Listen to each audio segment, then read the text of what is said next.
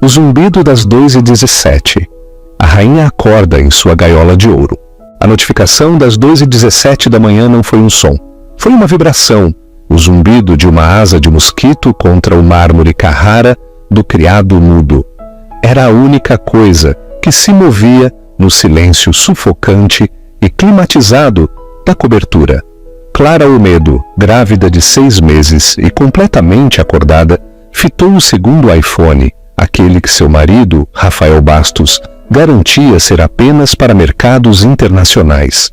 A tela estava preta, mas o texto de pré-visualização brilhava com uma intimidade venenosa. Nova York, The Ritz, 21 Ares. Não se atrase. Naquele instante, o silêncio de sua vida, comprado com 50 milhões em imóveis de luxo na Avenida Faria Lima, em São Paulo, se transformou em um túmulo. O silêncio na cobertura era a coisa mais cara que Rafael Bastos possuía. Era um vazio profundo e aveludado, adquirido com vidros acústicos triplos, 600 metros quadrados de ar, muito acima do bairro do Itaim Bibi, e uma equipe que se movia como sombras. Para Clara, agora Clara Olmedo, nos últimos 3 anos, esse silêncio tinha parecido paz.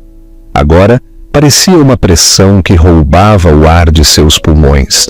Ela parou no centro de seu closet cavernoso, um espaço maior que seu primeiro apartamento de solteira em Belo Horizonte. Prateleiras de ternos sob medida de Rafael, Hermenegildo Zegna, Ricardo Almeida, Savile Row, erguiam-se como um exército disciplinado de um lado. Seu próprio guarda-roupa, uma coleção vibrante de alta costura que ele havia escolhido pessoalmente, confrontava o dele em uma explosão de cor e seda. Ele costumava chamá-la de sua ave exótica, e esta era sua gaiola dourada, forrada de Dior e Chanel. Clara acariciou a barriga, onde a curva leve, mas firme, dos 6 meses de gravidez era inegável. Este bebê, o filho deles, deveria ser a peça final perfeita de sua vida perfeita, o herdeiro da dinastia de Private Equity Bastos. Mas a alegria que sentiu durante o primeiro trimestre havia se endurecido em um nó frio e pesado no estômago. A traição não veio como um evento repentino e devastador. Foi um veneno lento que se infiltrou nos alicerces de seu casamento. Começou com as pequenas coisas, as noites no escritório que se estendiam até as manhãs, as viagens de negócios urgentes para Hong Kong e Munique, que o deixavam com o cheiro de um perfume que não era o dela. Um aroma fraco e enjoativo, The Portrait of a Lady, de Frédéric Malle, muito sofisticado, muito deliberado para ser um acidente. Era a forma como ele virava o celular, uma tela que antes estava aberta para ela, agora transformada em um segredo sombrio e guardado. Rafael era uma criatura de hábitos e arrogância imponente. Essa combinação, Clara estava começando a perceber, seria a sua ruína. Ele acreditava que era muito inteligente para ser pego e que ela era muito dócil, muito apaixonada para sequer suspeitar. Ele estava errado nos 2 aspectos. A primeira rachadura real na fachada apareceu há 1 mês. Ele havia deixado o celular secundário, aquele que ele dizia ser para negócios internacionais, carregando em seu criado mudo, um erro quase ridiculamente amador. Às 2h17 da manhã, enquanto Clara jazia acordada, lidando com a insônia induzida pela gravidez, ele se iluminou, não com uma ligação ou mensagem, mas com uma notificação de calendário. Sofia, The Ritz, 21 Ares. Não se atrase, Sofia. O nome era elegante, exótico, soava caro, como tudo na vida de Rafael. O coração de Clara batia contra suas costelas, uma tamborilagem frenética no silêncio sufocante. Seu primeiro instinto foi pegar o telefone, acordá-lo e gritar para estilhaçar a superfície plácida de suas vidas com as bordas dentadas de sua dor. Mas um instinto mais profundo e frio assumiu o controle. Um instinto que ela pensou ter enterrado há muito tempo, de uma vida antes de Rafael. Antes de ser Clara Olmedo, esposa da alta sociedade e filantropa em treinamento. Ela foi uma vez Clara Ruiz, uma das investigadoras de oposição mais perspicazes de São Paulo. Seu trabalho não era a contabilidade, era o desmantelamento. Ela desmantelava carreiras políticas.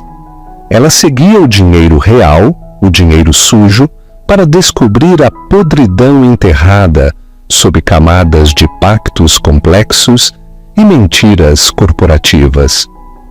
Ela não caçava apenas predadores financeiros. Ela caçava os políticos que eles possuíam. Foi ela quem encontrou a conta offshore que acabou com a carreira de um senador, aquela que rastreou uma doação de caridade até um oligarca russo, matando efetivamente uma nomeação para ministro. Ela havia deixado tudo por Rafael. Estava exausta, cínica e cansada da luta. Ele havia parecido tão sólido, tão charmoso, tão real. Ele lhe prometeu uma vida de paz, uma vida onde ela não teria que lutar mais. Ela acreditava ter encontrado um amor que fazia sua vida antiga de suspeita e planilhas parecer cinza e irrelevante. Agora, olhando para aquela tela brilhante, ela percebeu que não tinha abandonado aquilo. Estava apenas dormente. Naquela noite, ela não dormiu. Saiu da cama, seus movimentos tão silenciosos quanto os funcionários que raramente via.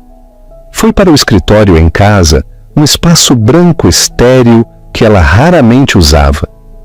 Ligou seu laptop criptografado, uma relíquia de sua vida antiga que Rafael achava adoravelmente paranoica, e começou a cavar. Ela não começou pelo celular dele, começou pelo dinheiro dele. O dinheiro nunca mente. As finanças de Rafael eram um labirinto de empresas de fachada, holdings offshore e fundos cegos, projetados para minimizar impostos e maximizar o sigilo. Para qualquer outro, seria impenetrável. Para Clara, era um idioma que ela falava fluentemente. Seu erro havia sido o amor. Ela havia se cegado voluntariamente.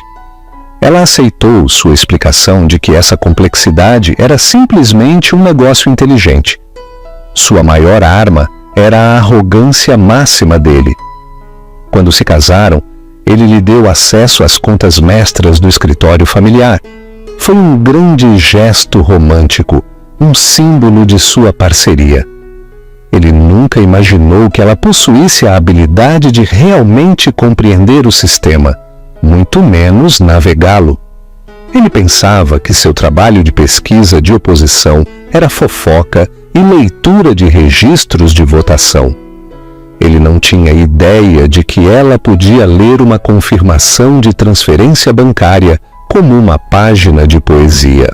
Por semanas, ela passou suas noites mapeando o império dele enquanto ele dormia ou estava em um de seus jantares de negócios. Ela era um fantasma na máquina, rastreando transferências bancárias, analisando extratos de cartão de crédito e cruzando relatórios de despesas. E lá estava ela, Sophia LaRue. O nome apareceu repetidamente. Um apartamento na Vila Nova Conceição, pago por uma empresa de fachada nas Ilhas Virgens Britânicas, BVI, a Bastos Capital Holdings Directive, diretamente ligada a Rafael. Um cartão Amex Centurion Black, um adicional em uma conta que Clara nunca tinha visto, acumulando despesas no shopping Iguatemi, Cartier e hotéis 5 estrelas ao redor do mundo. Voos que espelhavam a própria agenda de viagens de Rafael, mas sempre na primeira classe, uma fileira atrás dele. Mas ele não estava apenas tendo um caso, ele estava financiando uma vida paralela. A dor era imensa, um golpe físico que a deixou sem fôlego. Ela se sentava em seu escritório frio às 4h da manhã, uma mão na barriga inchada, a outra rolando pelas faturas do Hotel Four Seasons, em Hong Kong. O bebê chutava, como se sentisse sua angústia, e as lágrimas finalmente vieram, lágrimas silenciosas e quentes de humilhação. Mas a estrategista nela estava desapegada. A dor era um dado. Ela a impulsionava. A magnitude do engano era assombrosa. Não era apenas o dinheiro. Era o planejamento meticuloso, os anos de mentiras tecidas em cada "eu te amo", cada carícia suave em sua barriga, cada promessa sussurrada. Cada sorriso que ele lhe dava em jantares à luz de velas agora se revelava parte de uma grande ilusão, uma na qual ela havia vivido sem questionar. Seu estômago revirou com o peso dessas lembranças, agora coalhadas e contaminadas. Ela cavou mais fundo, para além da amante, em direção à verdadeira fortaleza. O negócio dele. Ela encontrou os pontos de alavancagem, as dívidas ocultas, os sócios secretos. Ela encontrou a pasta de contingência, enterrada em um servidor que ele acreditava estar isolado do ar. Airgapped era a pasta de chantagem dele, podres, sobre seus concorrentes, sobre políticos corruptos, até mesmo sobre membros da diretoria de sua própria empresa. Era assim que ele vencia, não por ser mais inteligente, mas por ser mais sujo. Agora ela entendia o homem com quem havia se casado. Ele não era um rei, era um parasita, e ela era apenas sua última hospedeira. Mas o verdadeiro catalisador, o evento que a transformou de uma mulher traída em algo muito mais perigoso, veio na terça-feira passada. Rafael estava em uma teleconferência em seu escritório em casa. Ele chamava de seu esquife, sala segura, uma sala à prova de som que ele construiu para negociações delicadas. As portas pesadas estavam fechadas. Ele acreditava que eram impenetráveis. Não eram. Não se você estivesse do lado de fora, e não se a porta estivesse, por algum milagre do destino, deixada entreaberta uma fração de centímetro. Clara estava a caminho da cozinha, seus pés descalços e silenciosos sobre o mármore frio. Ela estava prestes a passar pela porta quando ouviu a voz dele, baixa, aguda e despojada de seu charme habitual. Ele não estava falando sobre aquisições ou ligações de investidores. Estava falando sobre ela. As cláusulas matrimoniais são inquebráveis, Kenzo. Ela leva 1 milhão, isso é tudo. Ela reconheceu o nome, Kenzo Takahashi, o advogado notoriamente implacável de Rafael, um homem com a alma de um tubarão. Clara congelou, a mão achatada contra a parede do corredor. Seu sangue gelou. Mas a gravidez complica as coisas, continuou Rafael, seu tom como sílex. A imagem é horrível. Não podemos ter um divórcio público e bagunçado. Não com o lançamento do novo fundo. Uma pausa. Depois as palavras que pararam seu coração. Então, controlamos a narrativa. Vamos construir um caso instável, hormonal, emocionalmente errática. Vamos ordenar uma avaliação psicológica. Provaremos que ela é uma mãe inapta. Mãe inapta. A frase a atingiu como um tapa. Ele ia tirar seu filho dela. A voz de Kenzo veio pelo viva-voz, calma e mortal. As cláusulas dão a ela um pagamento único. Ela vai lutar, é claro, mas uma vez que tivermos a alavancagem da criança, ela cederá, aceitará o acordo e desaparecerá. Visitas supervisionadas 2 vezes por ano. Se ela se comportar. Seus joelhos fraquejaram. Ela se agarrou à parede para se estabilizar, sua respiração vindo em arfadas superficiais. As paredes que antes a protegiam agora pareciam estar se fechando, testemunhas silenciosas de uma traição tão profunda que a esvaziou. Cada célula de seu corpo gritava para invadir, confrontá-lo, arrancar seus olhos, mas algo mais forte a deteve. Não medo, não mágoa, clareza. Clara teve que tapar a boca para evitar que o soluço escapasse. Mas não era um soluço de tristeza. Era um soluço de raiva pura e incandescente. Ele não estava apenas planejando deixá-la. Ele estava planejando apagá-la, pintá-la como delirante, pegar a única coisa que ainda importava no mundo.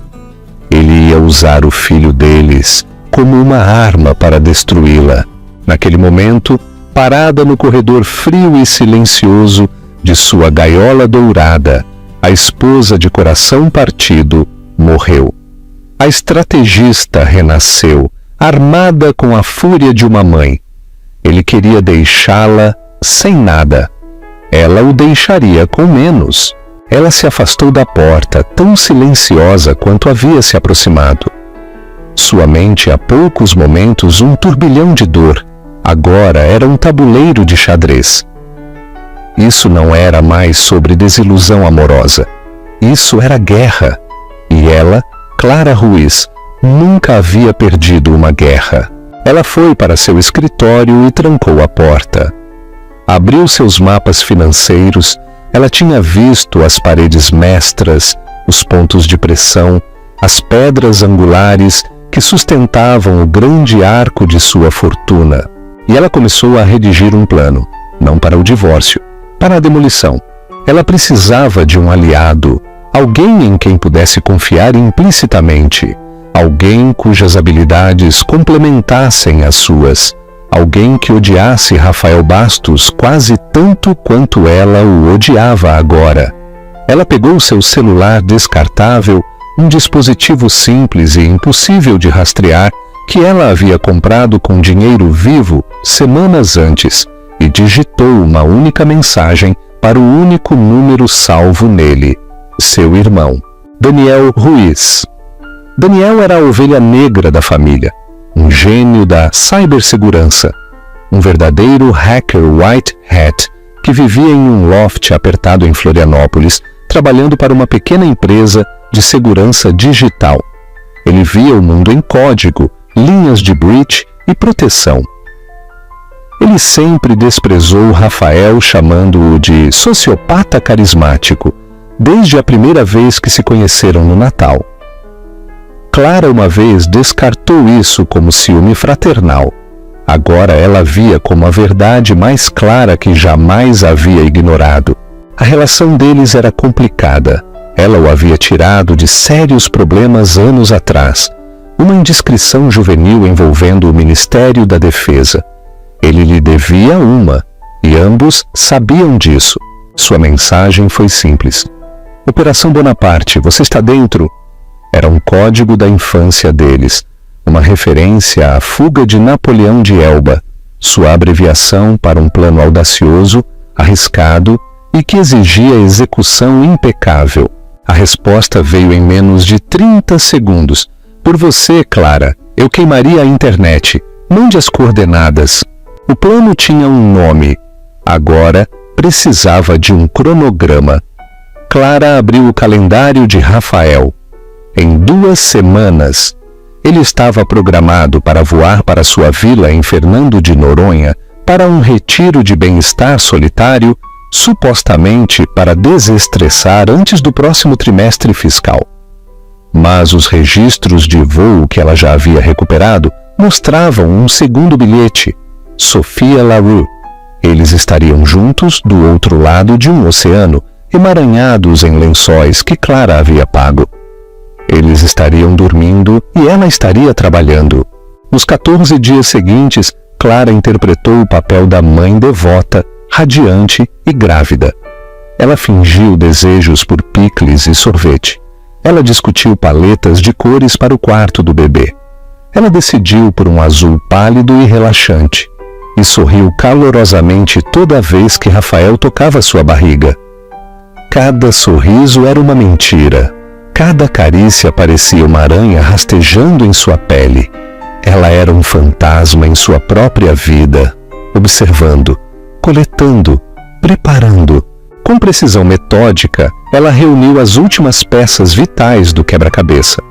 os protocolos de segurança para os portais de bancos privados na Suíça e Ilhas Cayman, as frases específicas de autenticação vocal usadas com seu broker no Safra Private Bank, as seed phrases para múltiplas carteiras de armazenamento a frio de criptomoedas que ela descobriu em um pendrive USB escondido dentro de uma cópia esvaziada de O Príncipe de Maquiavel em sua estante.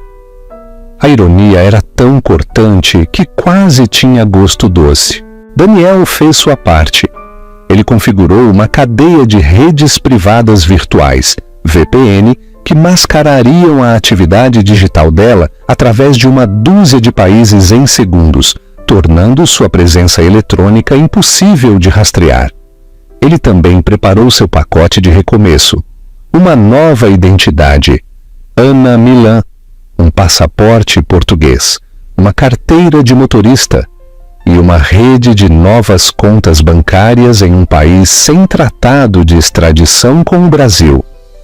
Ele era o seu criador de fantasmas digitais. Na noite anterior à partida de Rafael, ele estava de um humor particularmente generoso.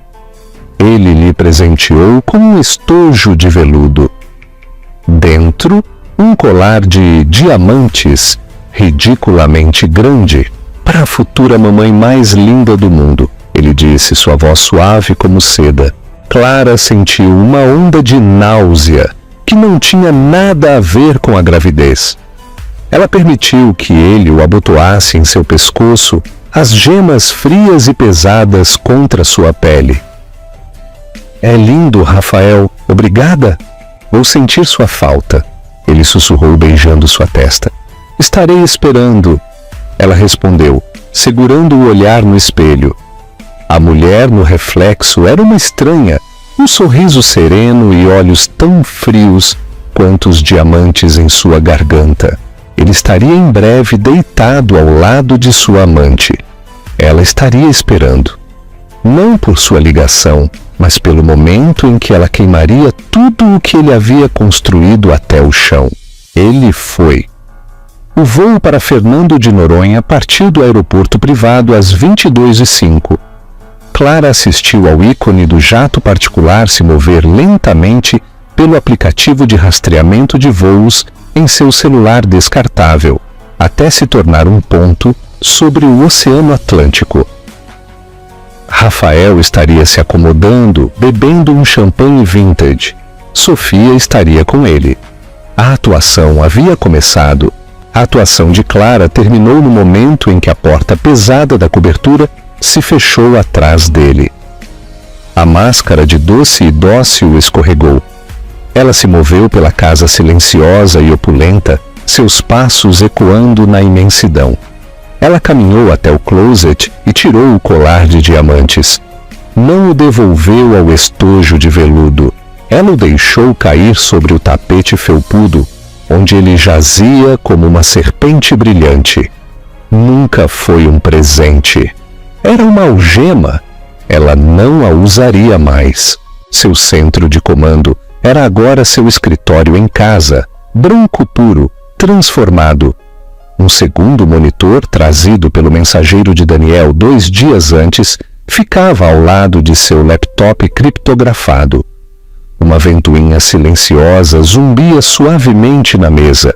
Perto havia uma garrafa térmica de chá de camomila morno, 3 barras de proteína e uma bateria externa de alta capacidade. Este era o seu quarto de guerra. O espaço era frio, estéril, mas zumbia com uma eletricidade que ela não sentia há anos. Esta era a casa. Seus dedos pairaram sobre o teclado, sua mente percorrendo cada passo com clareza cirúrgica. No entanto, por baixo disso, seu pulso batia erraticamente, um baque surdo de adrenalina e terror maternal. Não haveria segundas chances. A batalha duraria aproximadamente 8 horas. A janela entre Rafael adormecer no meio do voo e seu banco privado em Genebra abrir as portas para negócios. Ela colocou o fone de ouvido e iniciou uma chamada segura e criptografada de ponta a ponta para Daniel. Fase 1, você está verde? A voz de Clara era plana, composta. Verde em todos os aspectos, Daniel respondeu, sua voz crepitando ligeiramente, mas igualmente firme. Estou dentro da infraestrutura da Bastos Capital agora mesmo. É uma fortaleza, Clara. Mas ele deixou a chave debaixo do tapete. A integração da casa inteligente. Ela não perguntou. Exatamente. Daniel confirmou. Ele ligou tudo. Câmeras de segurança, controles de clima, até o servidor on-site, a um único hub de IoT por conveniência. A segurança dele é apertada, mas o firmware tem uma pequena falha. Eu estou dentro. Tenho acesso completo à rede interna. Posso monitorar cada pacote de dados que entra e sai. Se um alarme silencioso disparar, eu o matarei antes que ele sequer pense em discar. Você é invisível? Clara respirou fundo e devagar. Certo, Daniel, eu vou entrar. Sua estratégia era uma cascata, projetada com precisão para velocidade e devastação. Ela não apenas esvaziaria uma conta, ela iniciaria um colapso financeiro sincronizado e multifacetado. Ela se inclinou para a frente, seus dedos apertando o teclado. Cada toque na tecla seria uma ferida. Cada confirmação, uma pequena detonação. Ela não estava apenas desmantelando o império dele. Ela estava reivindicando sua própria voz. Uma transação de cada vez. Sua lista era ordenada por liquidez e risco. Primeiros alvos, contas de corretagem, Morgan Stanley e Goldman Sachs. Este era o núcleo de seu patrimônio líquido, centenas de milhões em ações, títulos e fundos mútuos. Acessá-los exigia mais do que uma simples senha. Exigia um código de autenticação de 2 fatores, 2FA, enviado para o celular principal de Rafael. O celular dele estava atualmente a 35 mil pés no ar, configurado no modo avião. Inútil para ele, mas não para ela. Daniel, ela disse, estou iniciando o login no portal do Morgan Stanley. Preciso que você intercepte o 2FA. Me avise quando enviar. Clara digitou o nome de usuário e a senha complexa. R. Bastos, Rei Leão. Ela havia descoberto isso semanas atrás. A arrogância dele era sua maior aliada. O portal solicitou um código de 6 dígitos. Enviado, já peguei, Daniel disse. Uma pausa tensa de 4 segundos. O SMS foi redirecionado para um número virtual, depois para mim. Estou vendo o pacote. O código é... Os dedos de Clara voaram. S92, acesso concedido. Ela estava dentro. Uma vertiginosa variedade de números, símbolos de ações e registros de transações encheu a tela. Uma carteira avaliada em mais de 300 milhões de dólares. Seu coração batia forte, mas suas mãos estavam firmes. Ela havia ensaiado este momento em sua mente 100 vezes. Ela não liquidou tudo de uma vez. Isso dispararia alertas, disjuntores, bandeiras do sistema. Em vez disso, ela iniciou uma série de operações em blocos estratégicos. Grandes posições em ações de primeira linha, altamente líquidas, foram vendidas em transações cuidadosamente espaçadas e imediatamente convertidas em dinheiro. Agora vinha o passo crítico, movê-lo. Ela não podia transferir os fundos diretamente para suas novas contas. Aqui é onde o próprio labirinto de empresas de fachada de Rafael entrou em jogo. Nos últimos 3 anos, ela ocasionalmente usou seu sobrenome de solteira, Clara Ruiz, para estabelecer pequenas empresas de consultoria para estruturação de investimentos. Cascas vazias, entidades esquecidas. Até agora, Clara havia silenciosamente, ilegalmente, assumido o controle total de 3 delas. Da conta Core do Morgan Stanley, ela iniciou uma cadeia de transferências bancárias, cada uma logo abaixo de $1 milhão, para evitar uma supervisão intensificada. O destinatário, Ruiz Strategic Holdings. A nota de pagamento, serviços de consultoria prestados. De lá, o dinheiro saltaria de Ruiz Strategic para uma segunda casca, em seguida para uma terceira, antes de finalmente aterrissar em seu destino final. Uma nova conta corporativa em um banco privado em Liechtenstein, sob o nome Helvetia Strategic Solutions, uma entidade totalmente controlada por uma tal Ana Milan.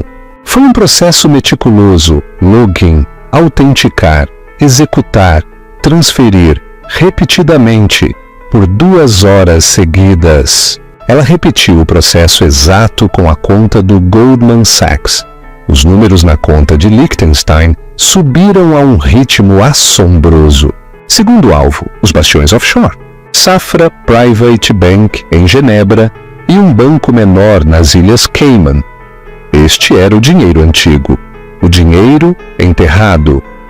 Também era o mais difícil de contornar.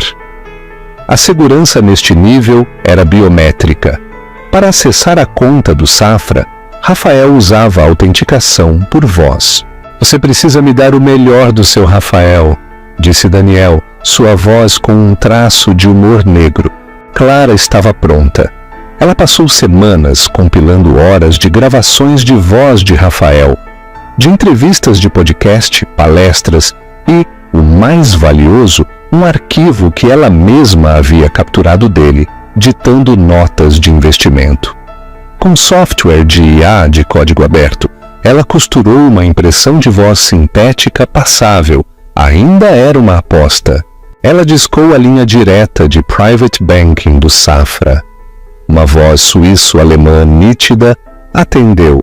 "Preciso autorizar uma transferência", Clara replicou, sua voz mascarada pelo software avançado de alteração de voz que Daniel havia fornecido. "É claro, senhor. Por favor, diga seu nome e número de conta." Ele forneceu os detalhes. "Obrigado, senhor Bastos. E agora para a autenticação vocal. Por favor, diga a frase: 'O ar da montanha é o mais puro.'" Era isso. Clara clicou em um botão. A voz digitalmente recriada de Rafael Bastos proferiu a frase: "O ar da montanha é o mais puro." Um silêncio longo e agonizante se seguiu. "Verificação bem-sucedida", o banqueiro disse. "Como podemos direcionar seus fundos, senhor Bastos?" Uma onda de alívio a percorreu. Ela rapidamente ditou as instruções de transferência, movendo o saldo completo, assombrosos $200 milhões, para a mesma conta de Liechtenstein. Terceiro alvo, a criptomoeda ilocalizável. Rafael havia se gabado de que era seu seguro apocalíptico. Ele armazenou as chaves privadas em armazenamento a frio em um Ledger Nano, o mesmo pendrive USB que ela havia encontrado dentro de O Príncipe. Daniel a guiou através disso. Bitcoin, Ethereum, tudo transferido para uma única carteira anônima. Valor: $80 milhões. Objetivo final: o insulto. O sol começa a atingir o horizonte. 6 da manhã. Sua janela estava se fechando. Era a hora das contas nacionais. Ela fez login na conta corrente conjunta deles. Saldo: $786.152. Esta era a conta da vida deles. Hipoteca, pessoal, sua mesada mensal. Ela a esvaziou até o último centavo. Então ela parou, ela se permitiu um sorriso sombrio. Ela iniciou uma transferência final, um depósito na mesma conta conjunta. Exatamente R$100. Em seguida, ela foi para sua conta corrente pessoal. Ela a esvaziou deixando R$1 na conta, o suficiente para um café ou uma passagem de ônibus. Acabou. Ela se recostou, o corpo tremendo. Seus olhos percorreram a contagem final.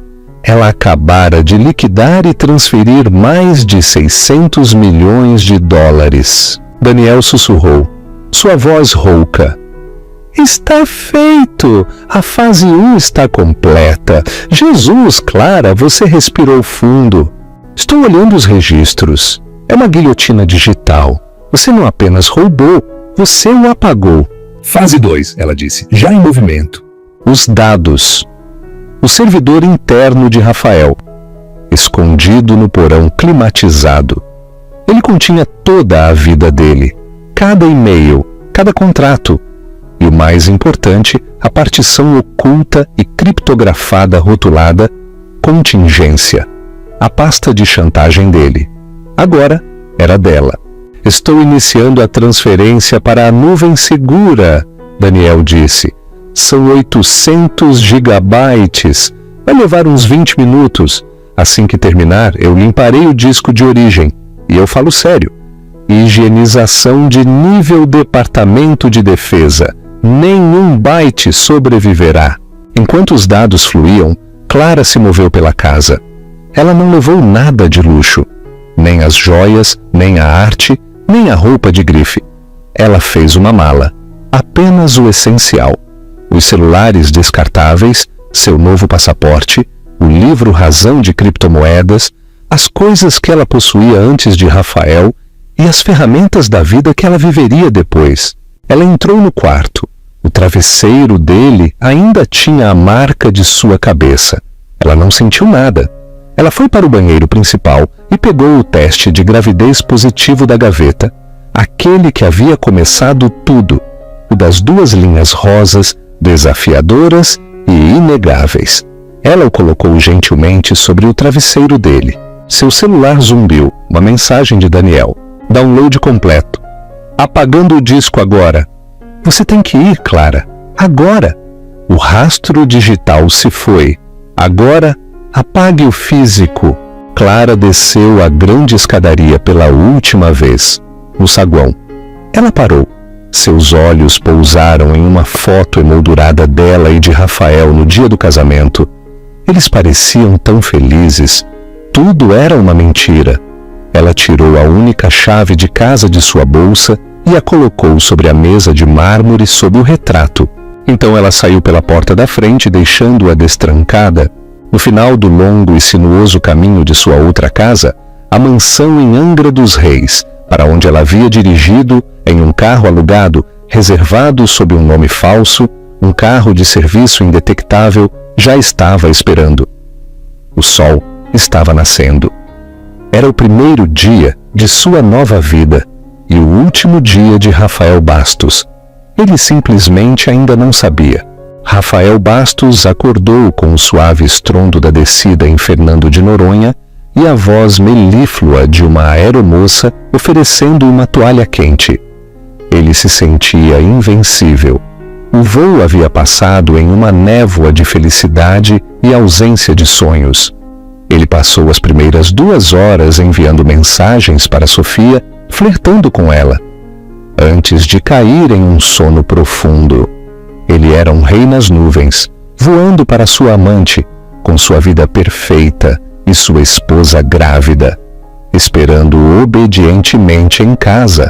Ele desembarcou, passando rapidamente pela fila da alfândega privada. Logo adiante, Sofia estava esperando. Ela parecia radiante em um vestido de linho branco. Ele a beijou com força, uma afirmação possessiva e pública. A espera acabou.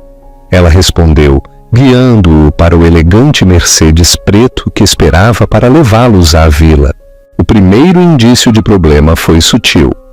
Enquanto eles afundavam nos assentos de couro luxuosos, Rafael puxou seu cartão Amex Centurion para dar gorjeta ao concierge privado. Minhas desculpas, senhor Bastos, o homem disse educadamente. Foi negado. Rafael piscou. Negado? Impossível! Tente novamente. O homem o fez. Mesmo resultado. Rafael franziu a testa e puxou outro cartão. Um JP Morgan Reserve.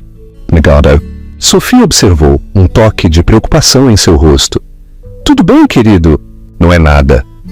Rafael retrucou, o rubor subindo em suas bochechas. Ele pegou uma pilha grossa de reais em sua carteira e entregou-a. Provavelmente um problema de rede, mas algo frio havia se instalado sob sua pele. Ele ficou em silêncio durante a viagem, distraído, distante. Ele continuou checando o celular, abrindo seus aplicativos bancários. Credenciais inválidas. Por favor, entre em contato com o atendimento ao cliente. Ele tentou redefinir uma senha. A solicitação de um código de confirmação foi enviada para seu e-mail. Quando Rafael tentou acessar sua caixa de entrada, encontrou outra barreira. Atividade incomum detectada em sua conta. O acesso foi temporariamente suspenso. Quando chegaram à grande vila à beira-mar, o humor de Rafael havia azedado completamente. Ele invadiu o escritório, batendo a porta. Ele precisava falar com seu banqueiro privado no Morgan Stanley. Daniel Chen, Sr. Bastos, disse a voz familiar. Bom dia. Ele estava esperando sua ligação. Daniel, que diabos está acontecendo? Rafael retrucou. Nenhum dos meus cartões funciona. Estou bloqueado de tudo. Houve uma pausa. Quando Daniel Chen falou novamente, sua voz estava tensa, formal. Rafael? De acordo com nossos registros, uma liquidação total de sua carteira foi iniciada, aproximadamente às 23h, hora de São Paulo, ontem à noite. Todos os ativos foram convertidos em dinheiro e transferidos por cabograma. Rafael ficou pálido. O quê? Isso é impossível, eu estava em um avião. Temos os registros, Daniel respondeu, sua voz clínica. O login foi verificado. Os códigos de autenticação de 2 fatores foram inseridos. Todos os fundos foram transferidos para uma conta de holding corporativo. A partir das 13h45 desta manhã, seu saldo conosco é 0. 0! Rafael repetiu. A palavra soou estranha. Mesmo padrão foi detectado no Goldman, Daniel disse baixinho. E acabei de receber alertas de nossos bancos correspondentes em Genebra e nas Ilhas Cayman. Suas contas offshore foram esvaziadas. O telefone de Rafael escorregou de seus dedos inertes. Ele desabou em uma poltrona, sua mente girando. Isso não era um hack. Um hacker teria deixado uma bagunça. Isso foi cirúrgico. Isso não foi aleatório. Foi pessoal. E então o pensamento veio. Tão absurdo, tão massivo. Quase o fez rir. Clara. Não, impossível. Doce e dócil Clara. A mulher que planejava eventos de caridade. A mulher que não conseguia... Ele pegou o telefone e discou o número dela. Direto para a caixa postal. Ele ligou para o telefone da casa, tocou e tocou. Nenhuma resposta. O pânico, uma emoção que Rafael não experimentava desde a adolescência, começou a subir em seu peito. Ele ligou para Kenzo Takahashi. Kenzo! Ele latiu. Ela se foi! Tudo! O dinheiro! Tudo se foi! Rafael, Kenzo disse firmemente. Foque! Diga-me o que está acontecendo.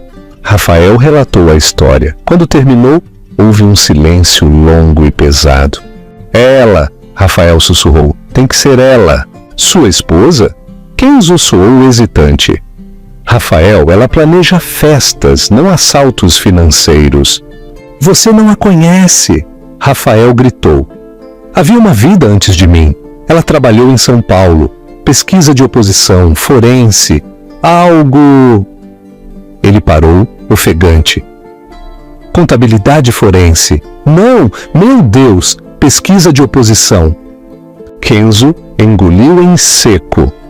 Jesus Cristo, Rafael, isso não é uma carreira secundária. Isso é uma arma. Fique onde está. Eu vou até a cobertura.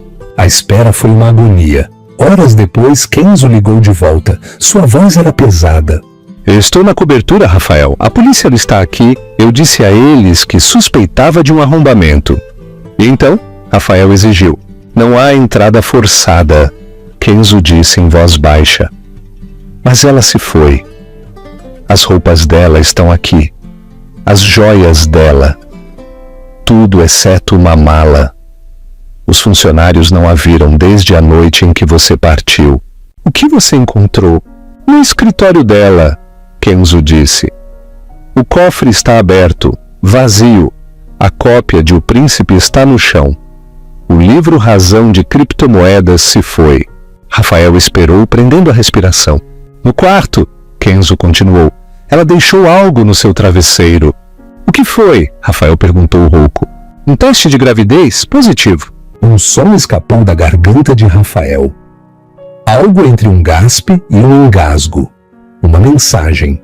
Ela não estava apenas pegando o dinheiro. Ela estava pegando o filho dele, seu herdeiro. E o servidor? Kenzo acrescentou a voz baixa. O servidor no porão foi apagado, profissional. O que quer que estivesse lá, Rafael, sumiu. Ou melhor, alguém mais tem agora. Os arquivos de chantagem, a alavancagem, o poder, tudo. Encontre-a, Rafael sussurrou, a voz fina e venenosa. Não me importa o custo. Use tudo. Eu quero que ela seja encontrada, Kenzo. Eu quero meu filho. E eu quero que ela pague. Encontrem Clara Ruiz. A caçada havia começado, mas Clara Ruiz não existia mais.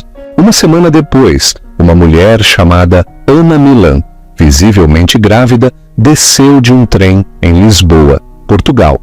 Ela usava roupas simples. Seu cabelo, antes brilhante, estava cortado e tingido de castanho rato. Ela se registrou em um modesto apartamento pré-pago com vista para o rio Tejo. Naquela noite, ela recebeu uma mensagem criptografada de Daniel. Eles são bons, Clara. A equipe do Kenzo é astuta. Estão rastreando o fluxo de dinheiro. Encontraram a conta de Liechtenstein. Estão se movendo para congelá-la. Ana Milan, também conhecida como Clara Ruiz, sentiu um sorriso pequeno e frio tocar seus lábios. Ela digitou sua resposta. Eu sei. Eu esperava que eles o fizessem. Quanto havia quando eles congelaram? A resposta de Daniel veio instantaneamente. Cerca de 5 milhões de dólares. Ana tomou seu chá de ervas. Bom, essa era a isca. O resto já está em armazenamento a frio e barras de ouro, em um cofre em Zurique. Deixe-os ficar com 5 milhões de dólares. É a taxa de achado deles. Ela não estava apenas fugindo. Ela estava se redimindo. Ela abriu seu novo laptop e uma conexão de internet segura por satélite. Ela abriu o arquivo de contingência de 800 gigabytes. Ela não o enviou para a imprensa. Isso era bagunça. Esse era o jeito de Rafael. O jeito dela era cirúrgico. Ela anonimizou um único arquivo. Prova de insider trading específico de Rafael em um recente acordo agrícola. E enviou-o para um portal dedicado a delatores da CVM, Comissão de Valores Mobiliários. Ela pegou outro arquivo. Prova de um caso de um senador brasileiro financiado por um fundo de propinas da Bastos Capital e enviou-o diretamente para a esposa do senador, uma mulher que Clara conhecia de seus dias em São Paulo por ser muito mais implacável do que o marido. Finalmente ela pegou os arquivos que detalhavam os planos de Rafael para alavancar seus próprios sócios para fora do novo fundo e os enviou anonimamente para os próprios sócios. Ela fechou o laptop. A tempestade havia sido desencadeada. Não se tratava de dinheiro. O dinheiro era apenas a ferramenta. Tratava-se de justiça. Tratava-se de garantir que aquele homem nunca, jamais, pudesse usar seu poder para ameaçá-la ou ao filho deles novamente. Ele não perdeu apenas a esposa. Ele não perdeu apenas o filho. Ele perdeu a armadura que o tornava invencível. Final significativo. 3 meses depois, Ana Milan estava sentada em uma pequena varanda em Lisboa, o sol português brilhante aquecendo seu rosto. Ela segurava seu filho recém-nascido, Léo. Ela estava lendo as notícias internacionais em seu tablet. Rafael Bastos indiciado por múltiplas acusações de fraude de valores mobiliários. Senador Freitas afastado alegando motivos familiares. Olmedo Capital Partners solicita recuperação judicial após golpe interno. Ela olhou para o bebê adormecido em seus braços. "Somos só nós agora, meu pequeno", ela sussurrou. Nunca se tratou de vingança. Tratava-se de resiliência.